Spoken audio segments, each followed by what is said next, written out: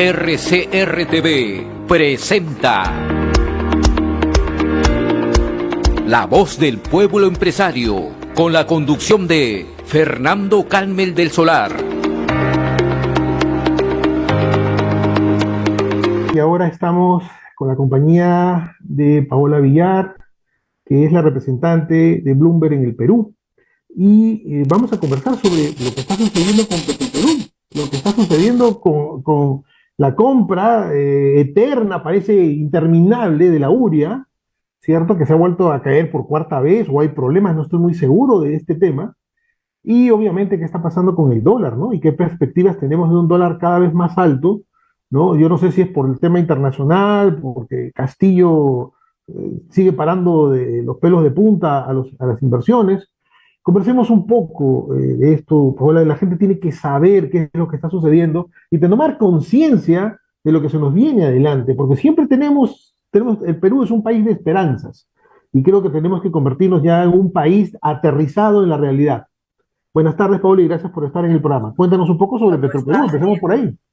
¿Qué tal? Sí, bueno, lo de Petroperú pues ha sido un tema un poco para algunos de la noche a la mañana, pero en realidad es algo que ya viene pues dándose hace meses, ¿no? Sabemos que Petroperú es todo un tema pues financiero económico desde marzo más o menos, cuando me parece que fue S&P Ratings la primera agencia que decide revisar a la baja su calificación crediticia sobre la deuda de Petroperú.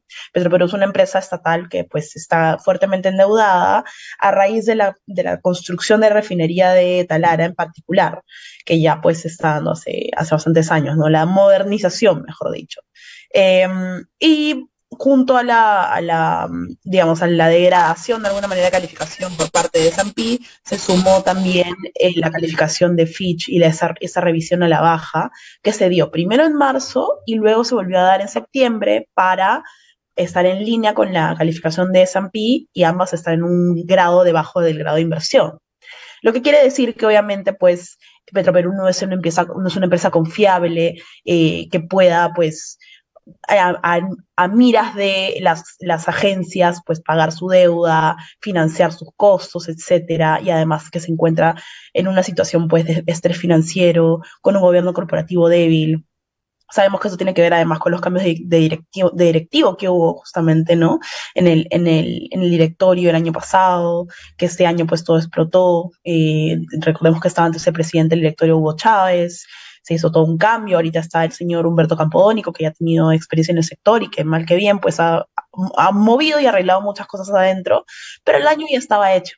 Entonces Petroperú estaba arrastrando pues una mala reputación financiera, económica, un estado en el que pues los mercados no confían en él, y lo que ha pasado es naturalmente que se le han cerrado líneas de crédito a las que antes podía acceder para financiarse. Entonces ahorita a este punto, ¿no? En este momento, y al menos hace unas semanas, que es lo que se ha dado a entender, es que no podía pagar a sus proveedores, o no ha estado pagando a sus proveedores porque no tenía líneas de crédito abiertas, o simplemente porque pues, como las líneas de crédito no están abiertas, no confían lo suficiente en la empresa para poder pagar. Entonces, a raíz de este tema, pues obviamente no ha habido abastecimiento de combustibles como se espera, y hay que recordar dos cosas, ¿no? Que Petroperú tiene el mayor mercado, la mayor participación de mercado a nivel local. Me parece que tiene como un 45% del mercado de gasolinas y un 55% del mercado de diésel. No es una proporción más o menos similar, pero está entre 45 a 50% de participación de mercado, que es un montón. Los que le siguen no pueden cubrir el mercado. ¿Quiénes son los que le siguen? Repsol y Valero, ¿no?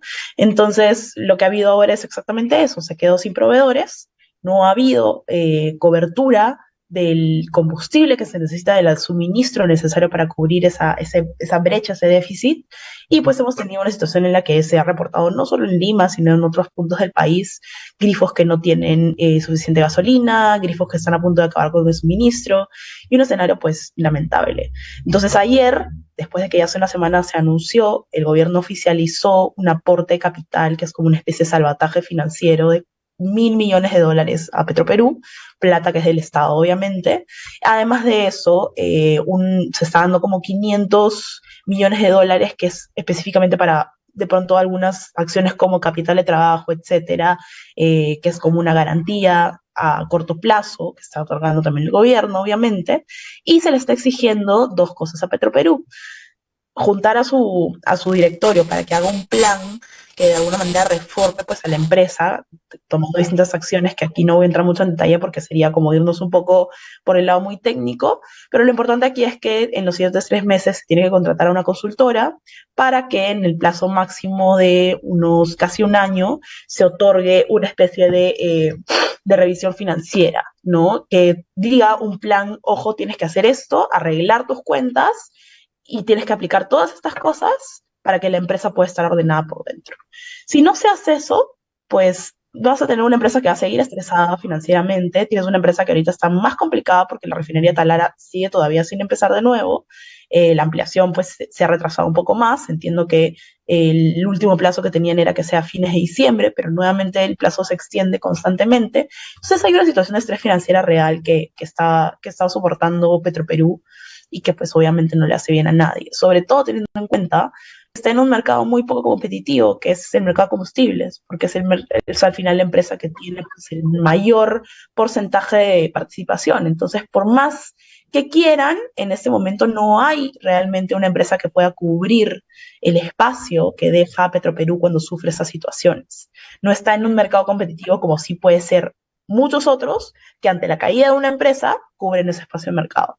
Entonces, te diría, Daniel, que en gran suma, digamos, esa es la situación de la empresa. Obviamente ya tomaron acción, el gobierno ya actuó a raíz de este decreto que está respaldado por la Junta de Accionistas de Petroperú, que es Ministerio de Economía y Finanzas y Ministerio de Energía y Minas, pero nuevamente, esto es digamos, un salvataje del momento. Si es que las cosas no cambian estructuralmente para la empresa, estamos en una situación en la que sigue con la calificación rebajada, en la que por más que el directorio haya cambiado algunas cosas, lamentablemente están arrastrando un daño muy fuerte que se hizo hace unos meses y que no va a cambiar de la noche a la mañana. Entonces hay un escenario bien preocupante que creo que tiene que encender un poco las alarmas, porque hemos estado a punto de decir ya no va a haber combustibles, ¿no?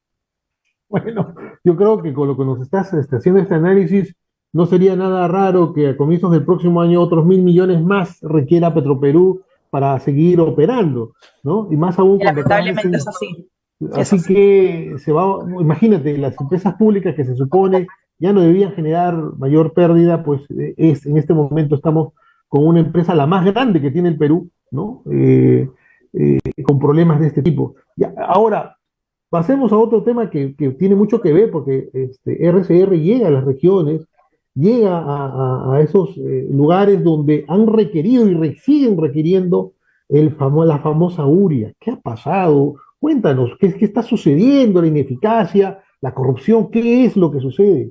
He estado Bueno, leyendo tus tweets, así que te lo pregunto. sí, no, el tema de la urea es otro que obviamente pues genera malestar, ¿no? Ya estamos en el cuarto proceso de compra de urea.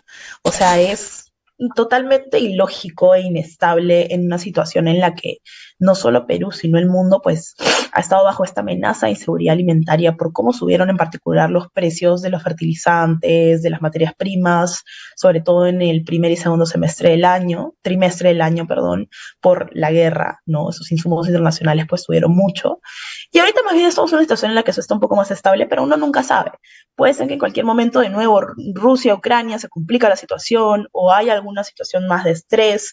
Estamos en un mundo ahorita en el que hay mucha incertidumbre sobre qué va a pasar con la economía estadounidense, qué va a pasar con la economía china. Entonces, lamentablemente no estamos en un escenario en el que Perú estaba antes, un escenario holgado, ¿no? Y en ese escenario, hace ya varios meses, el gobierno debe haber comprado fertilizantes para asegurar que a nivel local los productores comerciales que no tienen suficiente dinero para cubrir el alto precio actual puedan costearlo. Lamentablemente eso no se ha dado así. Entonces tienes el mercado local, porque ojo, no es un tema de escasez, es un tema de precios. Tienes precios que están muy por encima de lo que estaba antes, que por supuesto que lo van a poder cubrir algunos empresarios, o de repente van a comprar menos y van a producir menos, lo cual también es un problema.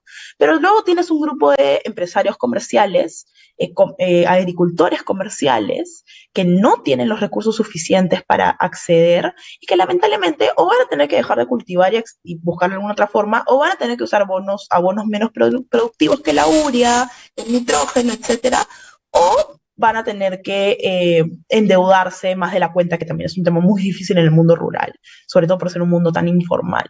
Entonces, estamos en un escenario en el que lamentablemente pues se ha descuidado mucho esto y se han caído 3 procesos, han funcionado mal. En el camino hubo casi que 3 cambios de ministro de Desarrollo Agrario y ahora vamos con la actual ministra que pues de este tema realmente no se ha pronunciado mucho, la ministra Campos solo ahora lo está viendo más a lo rural, pero lo que ha pasado es que después de que la semana pasada se anunció a una empresa de Kenia que ganó la licitación, Contraloría sacó un informe, que yo creo que también hay un error, o sea, Contraloría debería emitir incluso esto antes, pero creo que es un tema más de gestión que van a tener que solucionar.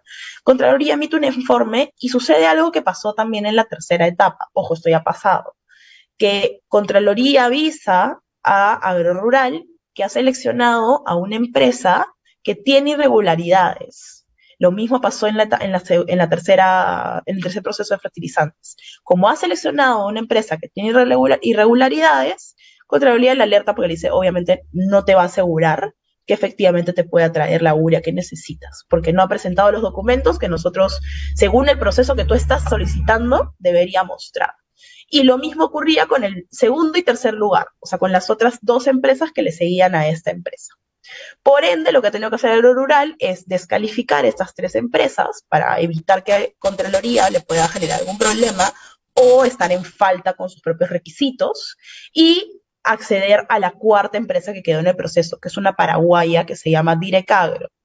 Para esta empresa paraguaya, hasta donde yo he leído, ya había participado antes en el proceso, pero no había quedado porque supuestamente no tenía como suficientes, no cumplía con los suficientes requisitos.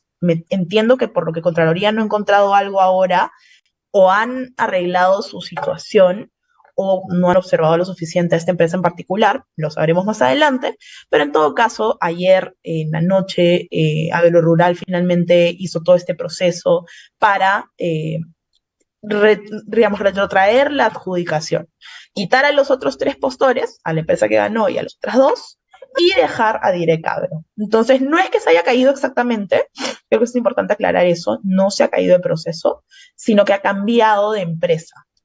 Estamos hablando de otra empresa y yo he podido comunicarme con los funcionarios de esta empresa que obviamente no pueden hablar todavía oficialmente, pero lo que sí me han comentado es que el contrato fijo se tiene que firmar antes de que termine este mes de octubre. Entonces, con ese contrato ya pues queda todo saldado para que pueda llegar la urea. No se supone, si eso no se cae. Ya hemos visto que se ha caído antes procesos, entonces lamentablemente no podemos decir ya está todo, no, no está. O sea, primero falta la firma del contrato, que eso es un tema meramente burocrático, o sea, es firmar, ¿no?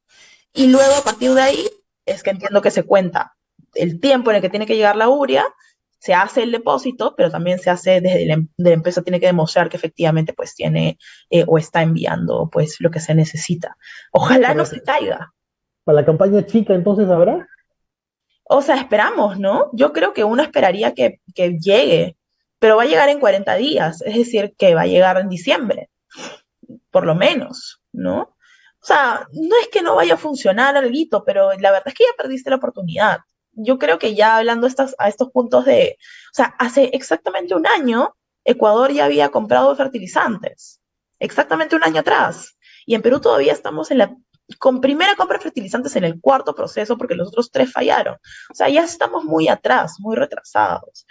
Obviamente te va a servir, sí, te va a servir, pero ya No, no como claro, antes. claro. Ya hay agricultores que están perjudicados, ya hay retrasos en la agricultura, ya hay algunos que han decidido que no van a utilizar todas sus hectáreas para cultivar porque no pueden producir. Y por más que el gobierno siga hablando de guano de isla y otras cosas, no todas las tierras se pueden usar con guano de isla, no, no es el mismo tipo de abono fértil o productivo. Entonces estamos hablando de un escenario en el que lamentablemente pues no se puso las pilas antes y ya está, o sea, ya hay un efecto negativo. Creo que eso no se puede negar y lo va a demostrar, además, no, yo me tiro aquí a especular, pero lo va a demostrar realmente las cifras cuando veamos qué tanto han caído ciertos cultivos, que en algún momento ya se vio ya se vio que subió el precio de la papa, ya se vio varias cosas que han demostrado de alguna manera que hay un impacto. Y al final un impacto en la clase media o media alta, en mucha gente que de pronto pues tiene que asumir un poquito más de precios, no le daña mucho. El problema es para la gente que está en una situación real de inseguridad alimentaria, en una situación en la que no tienen cómo costear precio de alimentos y hay un aumento importante de alimentos que usan en su día a día. La papa creo que es un alimento que Sí, probablemente claro, no lo claro, la consumimos en el papa. día a día. Y a eso agrégale que el bono alimentario hasta ahora no se da. O sea, recién hace unas 2 semanas se aprobó la partida del presupuesto y hasta ahora no se anuncia, no ha salido la página. Ya es 26 de octubre. Ya que bono alimentario va a dar a estas alturas, es un bono que se anunció en mayo. O sea, ha habido demasiados problemas en el camino de gestión, pero creo que eso es específicamente de gestión, que pues te complican obviamente el terreno y estamos viendo ahora un poco los resultados. Lo que daría pena es ver que el próximo año esto se plasme en cifras más perjudiciales para la población. Creo que eso es lo más importante al final, que tanto la población sale pues perjudicada por esto, ¿no? Bueno, definitivamente el perjuicio ya está, ¿no? No se ha controlado de ninguna manera el tema de la inflación como debe haberse controlado. La pregunta final, tenemos poquito tiempo. ¿El dólar va a seguir creciendo? ¿Va a seguir subiendo los precios? Sí. Bueno, ahí Daniel es la pregunta del millón que a todos les encantaría responder y tener la respuesta. No podemos saber si el dólar mañana sube o baja. Lo que sí te puedo decir es que la tendencia se mantiene al alza porque hay una fortaleza internacional de la divisa estadounidense que está impactando a todo el mundo ahorita. Hay algunos indicadores económicos que están llevando a Estados Unidos que podrían llevar a que el dólar se estabilice. Algunas cifras que están mostrando que el alza de tasa de interés del Banco Central estadounidense ya está impactando la economía de Estados Unidos y por ende los banqueros centrales, los representantes o el directorio de esta entidad podría empezar a reducir la forma en cómo están subiendo la tasa, porque obviamente no quieren tener un impacto tan fuerte en la economía. Un alza de tasa siempre va a impactar la economía, pero la idea también es que no sea algo insostenible. Entonces, si empiezan a ver que esto afecta más su economía, podrían dejar de alzar la tasa de interés y eso haría que el dólar deje de estar tan alto en el mundo, porque ahorita está fungiendo mucho su función de activo refugio por las tasas de interés norteamericanas. Por más que otros países, incluyendo Perú, suben su tasa de interés porque están combatiendo la inflación, la de Estados Unidos va a pesar más porque pues, al final Claro. es la economía más fuerte del mundo. Lo que sí creo que hay que tener en cuenta es que esto no es un tema local, ¿no? Si bien el sol se debilitó mucho el año pasado, bastante por factores locales, este año es una historia distinta. Este año sí estamos viendo un panorama realmente global. Hoy día bajó un poco, creo que ya bajó del nivel de 4 soles, pero está por ahí. Podría ir más o menos. Algunos están esperando que cierre el año entre 3,90 a 4 soles, entonces estaría en un rango muy similar, pero realmente no lo sabemos. Si las condiciones globales cambian mucho de aquí a diciembre, de repente ya el dólar baja mucho. Si la situación empeora, podría subir un poco más. ¿Qué tanto más? Eso habrá que ver. Y también hay que recordar que ahí el BCR pues interviene mucho Bueno, para evitar la volatilidad. El BCR no impide que suba o no hace que baje el dólar, lo que hace es mitigar la volatilidad o cambios muy bruscos. Y eso sí es importante porque impacta pues en la inflación, ¿no? bien, Paola, yo creo que ha sido totalmente clara. Más bien te agradezco la participación y la próxima semana quiero conversar contigo sobre la pérdida de la capacidad adquisitiva. He leído en el ABC de España que la capacidad de consumo, la capacidad adquisitiva de los españoles ha caído 7% producto de la inflación. Yo no sé cuánto estaremos acá, la verdad es que no me he puesto a investigar, pero yo creo que tú vas a poder darnos cifras más certeras de cuánto es que ha caído la capacidad adquisitiva de los peruanos, ¿no? Con esta inflación, con esta crisis que estamos viviendo. Bueno, nuevamente gracias Paola por tu participación en el Gracias programa. a ti, Daniel. Y yo, bueno, me despido hasta el día viernes, que ya estaremos otra vez con Fernando, siempre analizando la situación económica y la situación de la micro y pequeña empresa en el Perú. Hemos presentado